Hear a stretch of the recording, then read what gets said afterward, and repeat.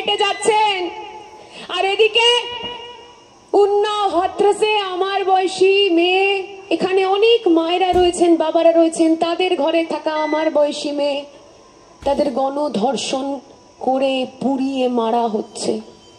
আমার তো ঘৃণা লাগে, এরকম একটা দলের প্রতি ঘৃণা লাগে যখন গণধর্ষণ করা হচ্ছে, পুলিশে নিরাপত্তা দিচ্ছে না, পুলিশ বাঁচাতে আসছে না সেই ধর্ষিতা বোনকে, যখন তার জ্যান্ত দেহ পুড়িয়ে মারা হচ্ছে তখন আসছে পুলিশ নিরাপত্তা দিতে।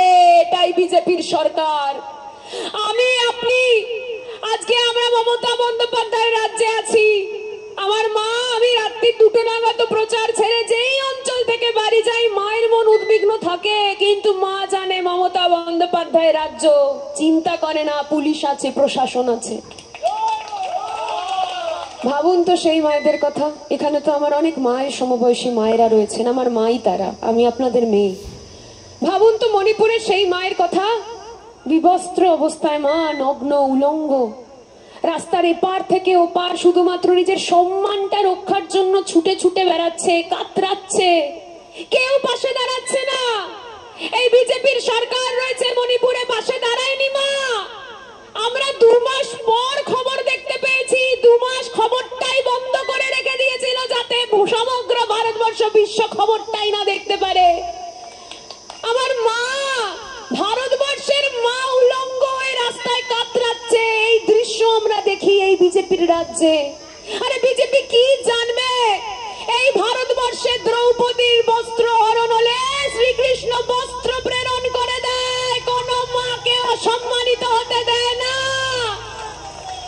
সীতার সম্মান রক্ষার জন্য রাম লঙ্কেশ্বর রাবণের অহংকার দম্ভের সঙ্গে যুদ্ধ করে। সীতার সম্মান রক্ষার জন্য মাতা ধরিত্রী দুভাগে ভাগ হয়ে যায়। এই ভারতবর্ষে যদি আজকে আমায় দেখতে হয়, আমার মা বিবস্ত্র এদিক থেকে ওদিক ছুটছে, আর নরেন্দ্র মোদী, শুভেন্দু অধিকারীর সরকার একটা কথা বলছে না, নীরব থাকছে। লজ্জা লাগা দরকার, লজ্জা লাগা দরকার। আর আপনাদের এখানে এই লোকসভার প্রার্থী, বিজেপির প্রার্থী অভিজিৎ গঙ্গোপাধ্যায় কি বলছেন? মমতা বন্দ্যোপাধ্যায় আমাদের মা, মাই বটে, একজন মাই চায় তার সন্তান সুখে থাকুক, তাই তো মা লক্ষ্মী ভান্ডার দিচ্ছে, কন্যাশ্রী দিচ্ছে, কোন সমস্যায় পড়তে দিচ্ছে না, সমব্যাথী অবধি দিয়ে যাচ্ছে, অর্থাৎ মৃত্যু পর পর্যন্ত সব প্রকল্প রয়েছে।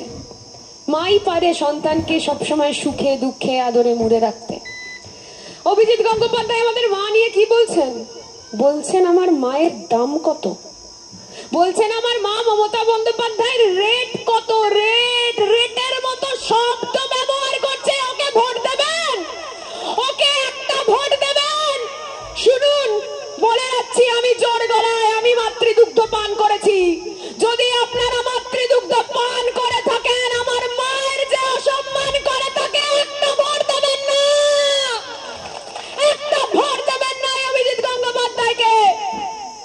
আর শুভেন্দু অধিকারী, তার সম্পর্কে সম্মানীয় বিরোধী দলনেতা, আমার এটাই ভাষা, আমি কুরুচিকর মন্তব্য করতে পারি না। আমার মা এই শিক্ষা দিয়েছেন, আমার মা শিক্ষা দিয়েছেন কারণ রেট জিজ্ঞাসা করতে নেই। সন্দেশখালীর ভিডিও আমি বলে নেমে যাওয়ার পর আমার মায়েরা, বাবারা, সমবয়সী ভাইরা দেখাবে মায়েদের বাবাদের ইউটিউবের ভিডিওটা, সন্দেশখালীর ভিডিও দেখবেন। বিরোধী দলনেতা শুভেন্দু অধিকারী এবং বিজেপির মন্ডল সভাপতি সন্দেশখালীর, তাদের কথোপকথনটা শুনবেন, ভিডিও আকারে রয়েছে। বলছে সন্দেশখালীর মায়েদের নাকি হাতে 2000 টাকা দিয়ে দিলে তারা নিজেদের সম্মান বেআব্রু করে দেবে তৃণমূল কংগ্রেসের কাছে। লজ্জা, লজ্জা, লজ্জা।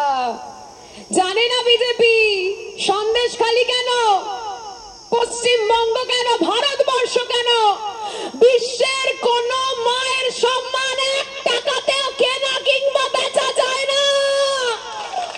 জানতে বলুন ওদের। অভিজিৎ গঙ্গোপাধ্যায় ভোট চাইতে আসবে না, 2 দিন পর বলবেন কোন মায়ের সম্মান কেনা যায় না, জানতে বলুন।